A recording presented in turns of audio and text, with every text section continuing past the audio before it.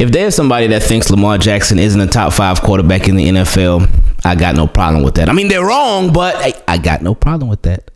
If there's somebody who thinks that Lamar Jackson is not a good passer in the NFL, I got no problem with that. Again, they're wrong, but I got no problem with that. That's their opinion. If somebody thinks Lamar Jackson will never make it to a Super Bowl throughout his career in the NFL, again, I got no problem with that. They're wrong, but I got no problem with it. Reason being because those are people's opinions, and people are going to think what they're going to think. But see, my problem is when I hear the reasons why, or a lot of times the lack of sufficient reasons why people think those things.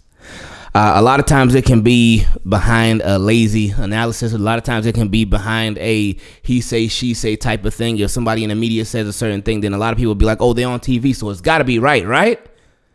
But that's where my issue is. And today, there's been a clip that was floating around from Mr. Mike Martz, and he has some very interesting things to say about one Lamar Jackson. Let's have a listen. Do you think Lamar Jackson can get to the point where he can be a great passer and win a Super Bowl? I don't know, because they don't have a lot of receivers around him, and just kind of by what the nature of what they do, I don't know how good at processing things, and that's the key: how quick you can process, read and react, and he certainly can throw the ball well enough. I would never doubt that, but the key to everything that Joe Montana or the Brady and Mahomes is what they see and can react to correctly is remarkable in such a short period of time.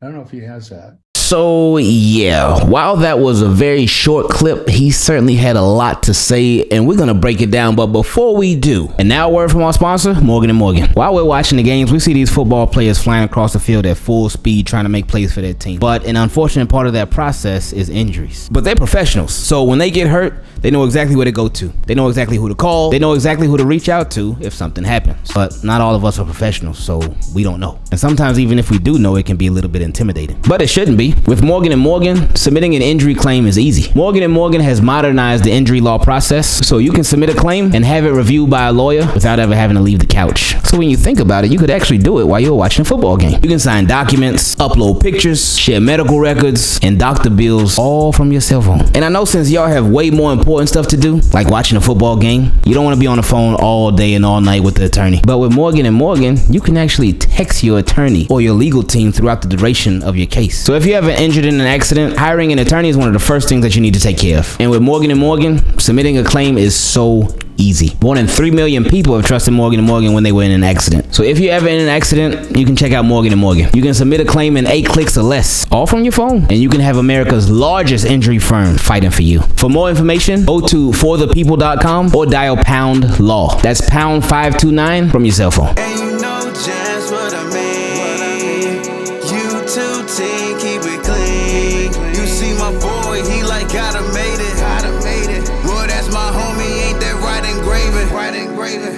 So team, keep it clean. What's going on? It's Ingraven here with another video. Now, before we get into this video, make sure you subscribe to the channel, turn your notifications on, because I don't want you missing anything, because we're literally like right there. Rookies report the training camp next week. Veterans report the week after. So we're literally like right there. Preseason is around the corner. Stuff is moving faster than ever. So since I don't want you to miss anything, again, make sure you subscribe to the channel. Now, something that some of you may have missed is this clip that's just been floating around. It's been going crazy recently. And it came from the Maggie and Perloff podcast. And they had Mike Martz, former head coach, on there of the Rams, and he has some very interesting things to say about Lamar Jackson. Now, Perloff asked him if he feels like Lamar Jackson is ever going to become a good enough passer to make it to a Super Bowl.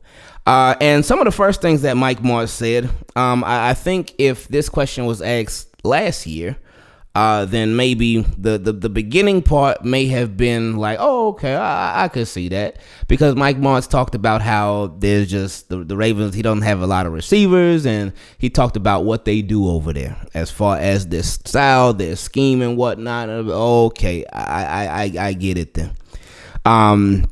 Because before, like, again, before this year and really throughout most of Ravens history, they just haven't had many receivers because that hasn't been their bread and butter.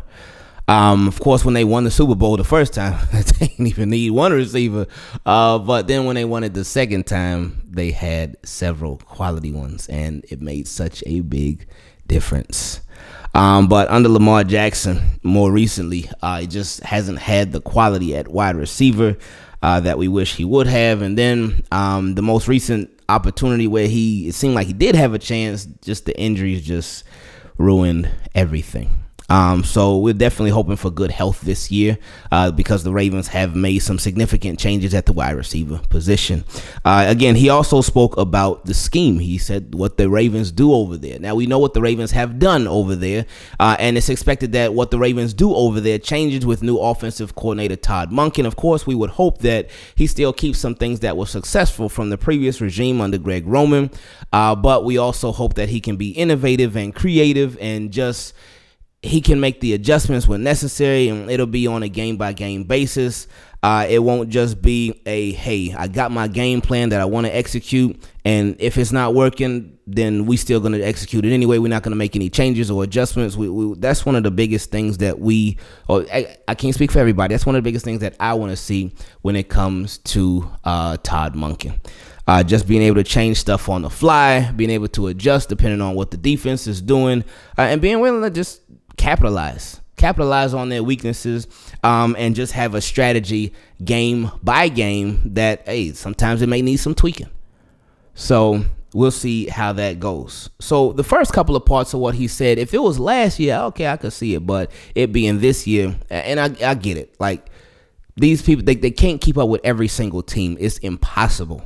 It's impossible. So I don't expect him to know every single thing that the Baltimore Ravens did, but when you see they hired a new offensive coordinator, that is significant, especially it being the Baltimore Ravens. That is very significant. When you see how they attacked wide receiver, that's pretty significant as well. And I think that I just don't think that he was aware of the things that the Ravens have done this offseason at those positions. So then while he was talking about what the Ravens do, he said that with what the Ravens do, he's not sure if Lamar can process stuff fast enough based off of what it is that they do. And I thought that was very interesting, for a lack of better words, because when you talk about the way that somebody processes something, you are speaking about their mind. You're speaking about their brain. You're speaking about their thought process. And he said he's not sure if Lamar Jackson can do that, if he can read and react to things as quick as he can. And then he brought up guys like, and you know what's interesting? I was just talking to my guy Nitro about this the other day, and he brought up a really, really great point. He talked about, like, and I'm sure y'all see this all the time too. With Lamar Jackson, people will say he can't do this, he can't do that, he's unable to do this, he's unable to do that. They'll say that, but when they compare him to people, they don't compare him to the lesser quarterbacks. And I don't really want to call anybody a lesser quarterback, because they're in the NFL. If you quarterback in the NFL, like, you're doing something right. But they always compare him to the top guys, and he did the same thing. He brought up Brady, he brought up Joe Montana, and he brought up Patrick Mahomes. So he brought up a recent past quarterback, because Brady is in the past now since he retired officially. It don't look like he's coming back.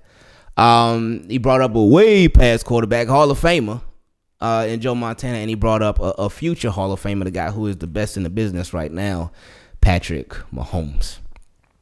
So think about that. If somebody was really just not good, if somebody just had no chance at being successful, if somebody you just knew this person just wasn't going to be much of anything at quarterback. Well, if you thought this person wasn't ever going to be much of anything at quarterback, why would you even waste time comparing him to the best?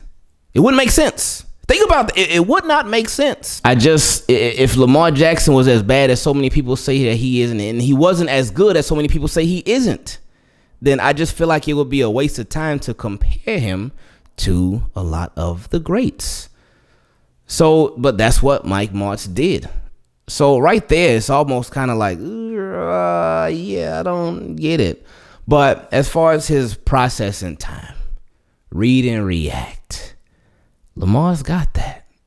He's definitely got that. But I think a way to capitalize on Lamar Jackson's reading and reaction time and his processing time to really show it to the world that much more would be to change the scheme.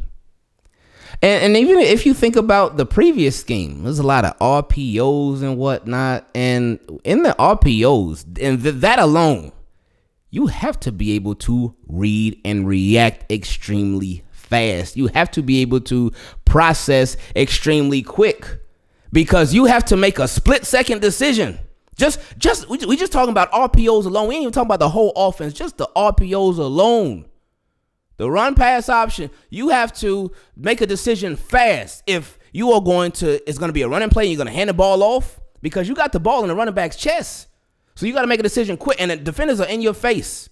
So this takes like less than 2 seconds. You got to decide, all right, is this going to be a running play? Does this running back have a good lane where they could take off and make a play? Or should I keep the ball and throw it to this receiver who coming across the middle or on the outside? Or should I keep the ball and run it myself? You got to make that decision while it's a defender right in your face. And you got to figure out, is this defender in the best position to make a play on the running back? Is this defender in the best position to make a play on me? And you got so much stuff that you got to process in a split second. So again, based off of the RPOs alone from the previous scheme, Lamar has already shown you that his read and reaction time is very fast. So when you hear stuff like this, it's like, really? Come on, Mike. Come on, buddy. What's going on, my friend? Because, again, a lot of stuff that people say with Lamar Jackson, I don't have a problem with it. Because, again, people got their opinions. But when you hear the breakdown of why, sometimes it just doesn't make sense. Sometimes. And this is one of those cases where in my opinion, it just doesn't make sense. So anyway, until the next interesting take on Lamar Jackson, team, keep it clean. I love y'all. I appreciate y'all so much. And we are out. Yeah.